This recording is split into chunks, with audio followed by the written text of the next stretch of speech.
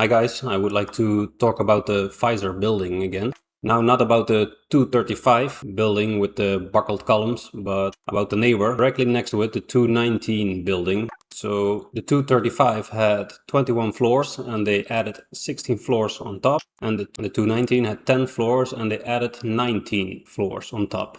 And this one had an issue here with the buckled columns just underneath the existing roof. Now in the news, we saw the following.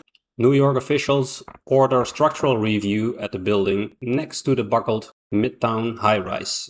So that's the 219 building. See it here in the picture. The 235 and the 219 is this one. So they want the third party to do a check, and this has to be done before the 14th of August. So probably there are also doubts about this building. And if we think about it, there was an issue on a building with 21 floors and they added only 16 floors. So this one only had 10 floors and they added 19 floors on top. So even more as the 235. So we're going to take a look at the 219 and we see what potential risks we see within this building. And I can tell you already that there are 3 risks.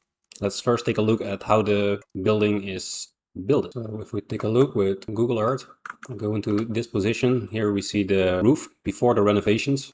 So just the 10 floors actually. And on this picture, we see the same view. So this picture is made from the 10th floor. And we see here the first 1, 2, 3, 4, 5, 6, 7, 8 floors of the new part, this new extension. So what we can see is that everything is in concrete. We see concrete columns, concrete floors directly on top of these columns. So they start here with thicker columns on top, thinner ones. So when they're directly, we see the first risk, because when there are thin floors on top of thinner columns, the columns can punch through the slab, and this can be avoided. If we take a look at this picture more as a top view, we see that they are pouring the floor. We see reinforcement for the columns, but we don't see any shear reinforcement, which is mostly placed around the columns. So here we can see the poured concrete, but we don't see any additional reinforcement around the columns. And here we can see how this shear reinforcement looks like. So it's actually just additional reinforcement. So this is missing. So if you go back to Google Earth, we see here that the existing building consists out of masonry. Here also the inner part out of masonry, and back in the years, the masonry was creating stability for the building.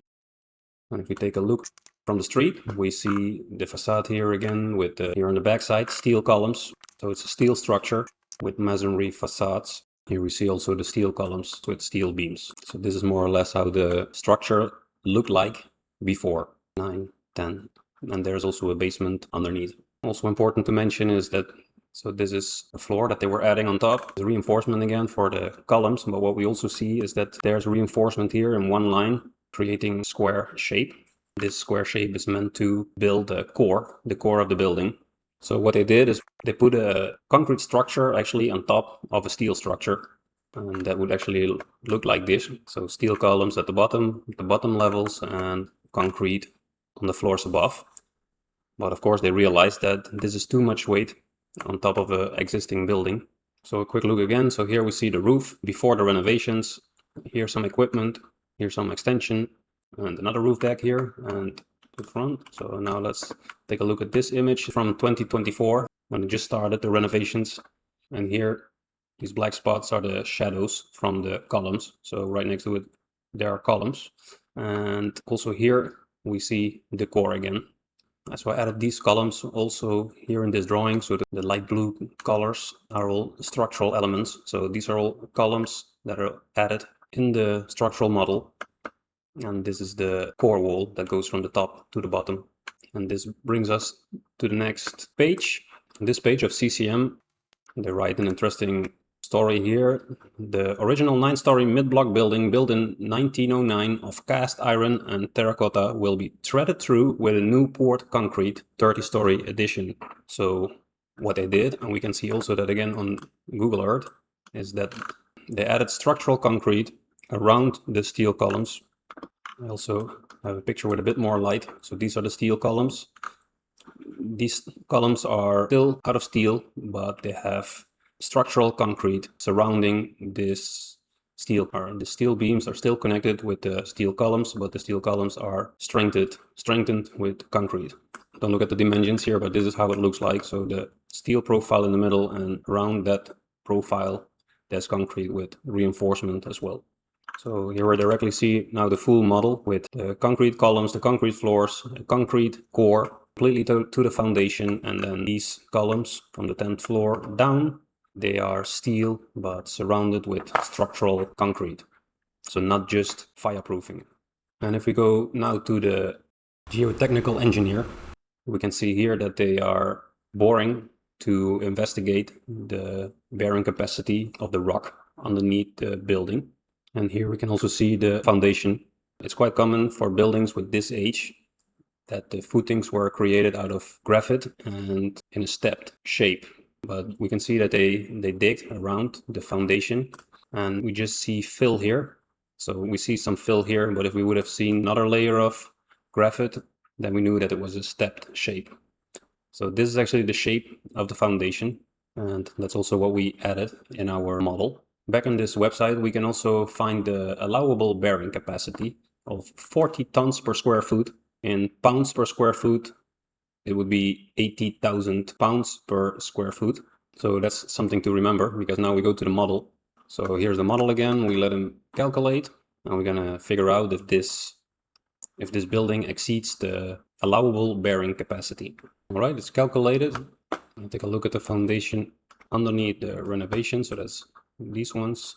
So allowable was 80,000 per square foot, and this one has a maximum of, let's say, 74 pounds per square foot. So that would be a unity check of 0.925.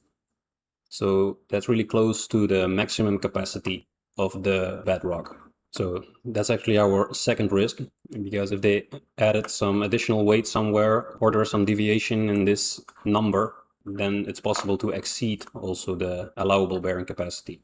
Just to add is that this number is without any safety, because the number that they're mentioning here is most probably with safety, and it's not necessary to use the safety twice, safety factor. All right, and from this page we directly go into the next risk, because what they write here is the following: due to the number 7 subway tunnel running below East 42nd Street. So we can see that here, actually the street that ends up at the bridge. So here, this street has also a metro line underneath the road. And we're gonna take a section here. So we see the 219 building, another existing building, and a road in between. So I also created that section here in a drawing. So this is our building, the other existing building, the road here in between, and underneath this road is a metro line. And we can see that there underneath our 219 building, there is a basement, one floor, and we see the footings here in red. What's good to know is that the load on top of these footings is spread in roughly 45 degrees. So if we add this 45 degrees in the model, the arrows here, it's in two directions. This counts for all the footings. So here we can see how the load is spread out of these footings. And what we can see is that the load goes in the direction of the wall of the metro line. And what we know is that the building, so the first 10 floors, was built around 1900. Metro came later. So the wall of the metro line is designed on a building next to it with 10 floors. And now they're adding 19 floors on top. So this also creates extra horizontal pressure on this wall of the tunnel of the metro. So that's actually our third risk. So because we know that they took borings to investigate the bearing capacity here underneath the building, now we know that there is also a maximum bearing capacity of this wall here. I hope you liked the video. Thanks for watching. And if you feel like adding anything to the story, feel free to leave a comment below. And I see you in the next video.